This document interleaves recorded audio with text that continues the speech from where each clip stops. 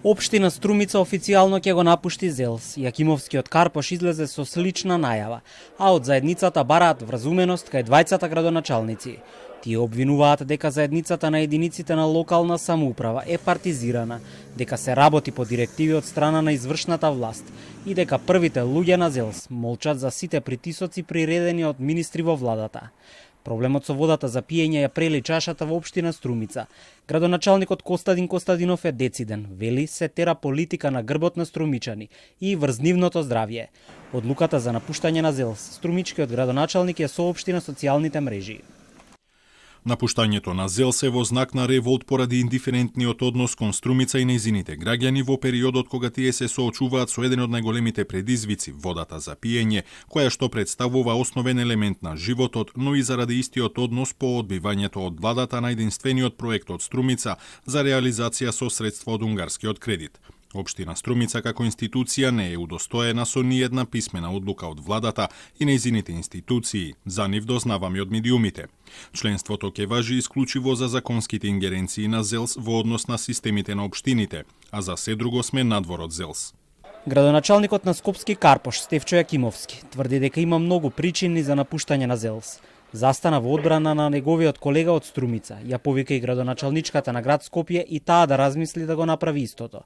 А до централната власт упати порака да се занимава со посериозните државни прашања, наместо да им прави сопки на градоначалниците од опозицијата. Кој племе ова? Од каде дојде овие луѓе? Да не гласаш програми за работа и ај што не ги гласаат. Туку кој ќе ги изгласаме, ги обжалуваат во инспекторати и вршат притисок да донесат одлука таква како што тие сакаат. И ние мислат дека сето тоа треба да го трпиме. Ја прво не може да се изначудам да земеш власт во држава, да добиеш 460.000 гласови и да се бавиш, не знам, со Костадин Костадинов, со Стевче, со Данела, место да се бавиш со Брисел и со Вашингтон. Ја не знам како имаат време и како имаат живци да се бават со нас. Председателот на ЗЕЛС и градоначалник на Кисела вода, Орце Ѓорѓиевски, одговори на сето ова со повик за разум. Смета дека ваквите проблеми се решаваат намаса и со диалог. Најавите за напуштање од страна на општина Струмица и општина Карпош ги оцени како несериозни, ги повика колегите добро да ги преиспитаат потезите и да не ги држат во заложништво жителите на нивните општини. Секој проблем според мене се решава.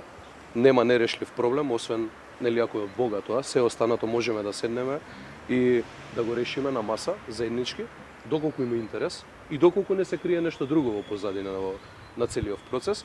Вратата им е отворена, слободно може да дојдат, да со мене директно, единствено, туку и со целиот управен одбор, да продискутираме за одредени нивни проблеми. Верувам дека разумно ќе постапат и верувам дека можеби ова е моментален начин на кој што можеби сакаат и медиумски да добијат за одредени теми достапност поголема.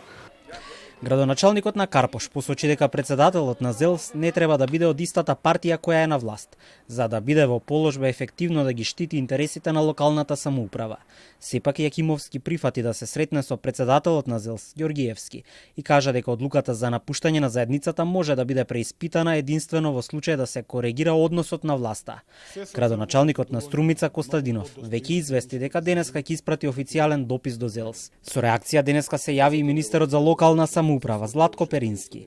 Вели ЗЕЛС е единствената асоцијација на единиците на локалната самоуправа која што има мандат да ги застапува нивните интереси пред владата. И добро е и во иднина да остане така.